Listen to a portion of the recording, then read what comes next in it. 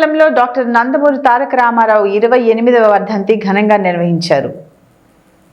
నందమూరి తారక రామారావు 28వ వర్ధంతి సందర్భంగా పంగులూరు గ్రామంలో శ్రీ పోలేరమ్మ తల్లి గుడి వద్ద ఎన్టీఆర్ బొమ్మ వద్ద పంగులూరు గ్రామ తెలుగుదేశం పార్టీ ఆధ్వర్యంలో మండల పార్టీ అధ్యక్షుడు రావూరి రమేష్ తో పాటు ఎన్టీఆర్ విగ్రహానికి పూలదండలు వేసి జోహార్ ఎన్టీఆర్ అంటూ నినాదాలు చేశారు. అక్కడి నుంచి పంగులూరు సెంటర్లో ఎన్టీఆర్ బొమ్మ వద్ద తెలుగుదేశం పార్టీ నాయకులు ఎన్టీఆర్ విగ్రహానికి పూలదండ వేసి జోహార్ ఎన్టీఆర్ అంటూ నినాదాలు చేశారు.